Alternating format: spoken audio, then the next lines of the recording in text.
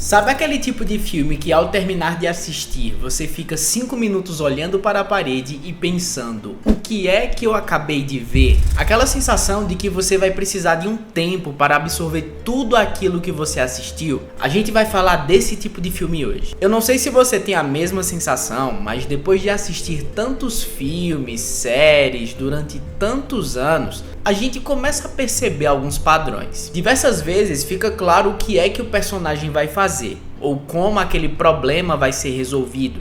E tudo bem, é bom às vezes assistir algo dentro do clichê, como uma comédia romântica, por exemplo. Mas acho que você me entende quando eu falo em assistir algo que quebra as nossas expectativas. Quando você vê uma história, uma cena, uma trama, um diálogo e simplesmente não sabe onde aquilo vai terminar. Ou por vezes você até imagina uma solução e pensa que vai seguir o mesmo padrão dos últimos 15 filmes que você assistiu daquele gênero. Mas não é isso que acontece.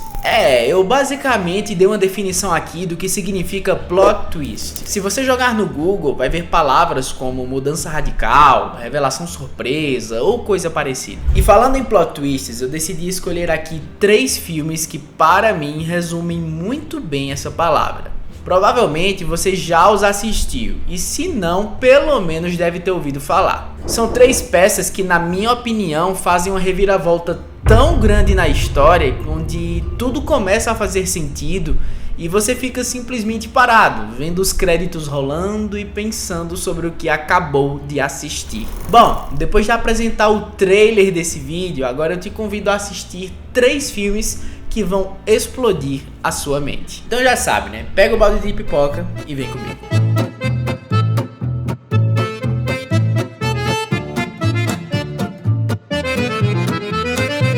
Ilha do Medo. Vamos começar por Ilha do Medo, que pra mim é o meu favorito dessa lista. Pra dar um contexto geral, se você não assistiu ainda ou já assistiu, mas não se lembra bem, a história se passa pelos olhos do detetive Ted Daniels, o Leonardo DiCaprio. E ele está trabalhando em uma investigação que ocorre em um hospital psiquiátrico sobre o desaparecimento de uma paciente. Porém, esse hospital aqui não fica ali no centro, perto do Subway ou de um drive-thru do McDonald's. Ele na verdade fica em uma ilha e o início do filme já mostra os detetives no barco chegando por lá. Uma ilha remota, longe de tudo que você possa imaginar, e o único acesso é de barco. E essa ilha aqui está cheia de loucos e criminosos, pessoas insanas que não podem mais conviver em sociedade.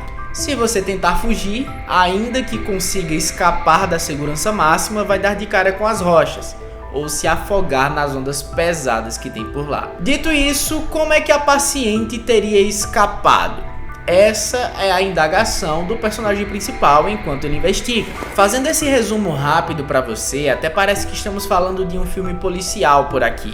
Algo que talvez tenha ação, perseguição ou até levando para um lado mais do terror, com coisas assombradas acontecendo à noite e alguém possuído atrás dos policiais. Mas não é esse o caso. O que começa como um desaparecimento se transforma em algo muito mais complexo, voltado principalmente ao protagonista, onde nada é o que parece. O próprio Ted é assombrado por seus demônios do passado, incluindo memórias traumáticas da sua falecida esposa. E conforme o filme vai passando, ele só melhora. Você começa a se questionar se tudo o que está vendo realmente aconteceu, e as histórias separadas começam a fazer sentido. E o final desse filme, cara, eu acho que não tem imagem melhor para definir o sentimento por esse filme do que essa imagem aqui. O ponto alto pra mim acontece justamente na cena final. Eu vou falar com spoilers, então se você ainda não assistiu, eu recomendo você pular para o próximo filme da lista. Mas voltando aqui, o final em aberto desse filme deixou muita gente pensativa sobre o que realmente aconteceu. Você que já assistiu, pensa comigo e diz a tua resposta aqui nos comentários. O tratamento realmente falhou?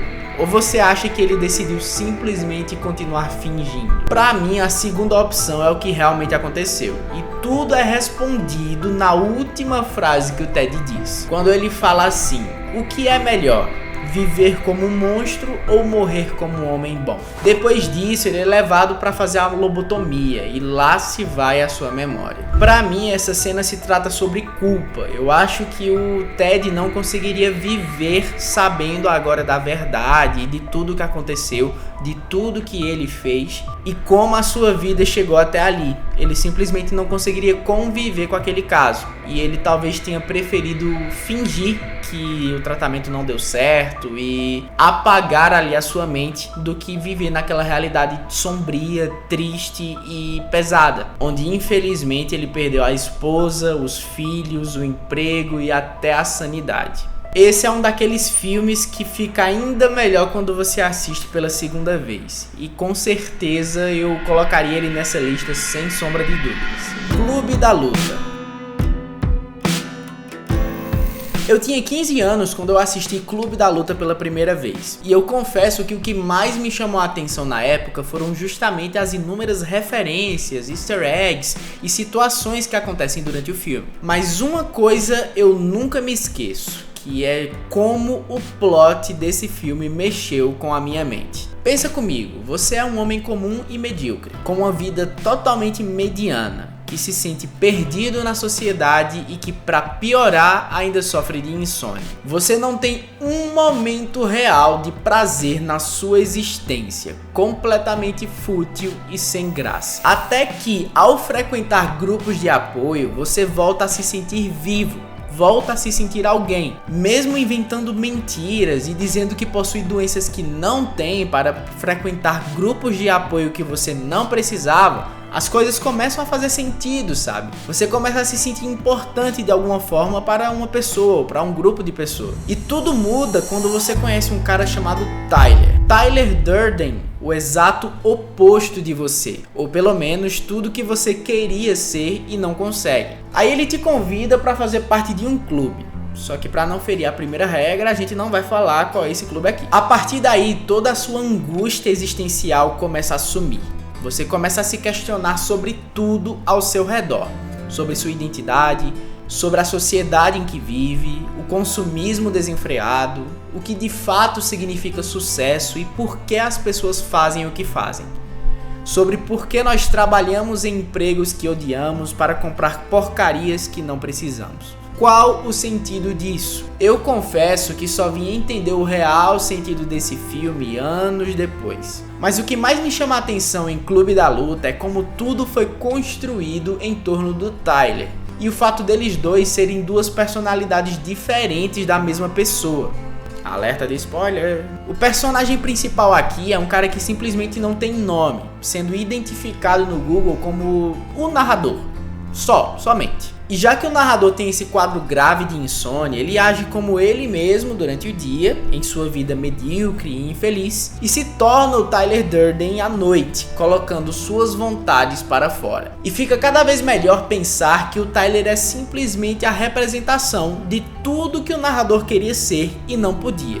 Todos os seus desejos reprimidos, que queríamos ser iguais a ele, mas infelizmente não conseguimos ser. Pra mim, esse filme aqui pode ser definido em muitas palavras: identidade, alienação, rebelião, consumismo, como você preferir. Clube da Luta me trouxe diversas reflexões sobre como o nosso mundo funciona, como tudo gira em torno do dinheiro e como nossa realidade na verdade é uma merda. Afinal, seria incrível que todos nós pudéssemos ser o Tyler Durden que nós projetamos, nos sentirmos livres para sermos aquilo que realmente desejamos, sem estarmos presos a bens materiais, compromissos, dívidas, empregos chatos ou outras coisas. E olha que eu só falei aqui da história do filme, eu poderia passar horas falando sobre como ele é bem produzido, como a direção do David Fincher foi genial em conduzir a história, a atuação do Brad Pitt e do Edward Norton são excelentes, trilha sonora é ótima, principalmente no final quando eles estão vendo os prédios em explosão. Cara, Eu sou suspeito pra falar, mas só elogios pra esse filme aqui. Com certeza eu colocaria ele no meu top 10 filmes. Clube da Luta é aquele tipo de filme que é necessário você assistir pelo menos uma vez, prestar atenção na história e refletir sobre a mensagem que ele passa. E que é melhor ainda se você assistir uma segunda vez, pra prestar atenção nas inúmeras referências, imagens que aparecem só em um frame e depois somem e tudo mais, sabe? Inclusive, eu tô indo assistir agora. Valeu aí.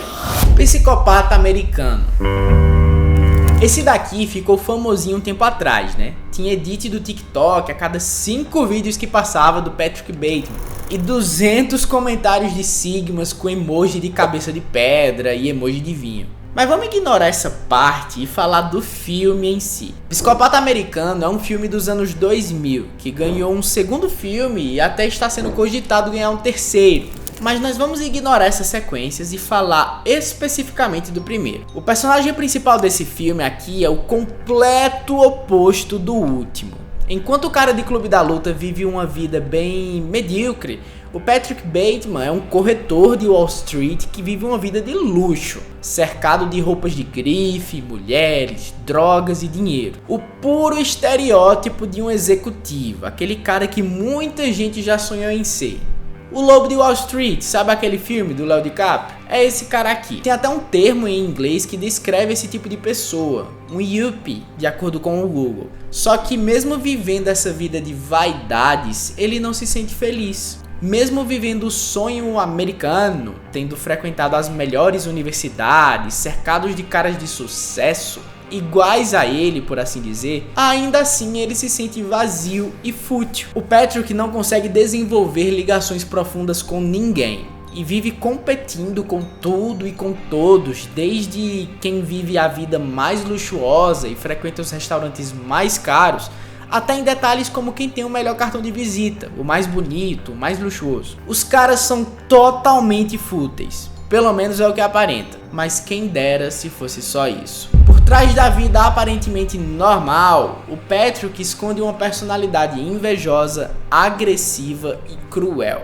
Pouco a pouco vai surgindo uma vontade dentro dele de matar, de se provar ser superior aos outros que ele despreza. E é o que ele faz, quando mata um morador de rua, quando quer matar a garçonete, quando humilha sua secretária, quando trata a noiva dele como um mero acessório para manter as aparências. Ele é um cara que só se importa consigo mesmo. E esse instinto agressivo dele vai aumentando conforme o filme passa. Patrick é cada vez mais tomado pela inveja e necessidade de se sentir superior, matando o seu colega, que conseguiu uma reserva em um restaurante luxuoso. Restaurante esse que tinha se recusado a receber o Patrick. E ele fica, como assim você consegue ser melhor do que eu em alguma coisa? Um claro narcisista.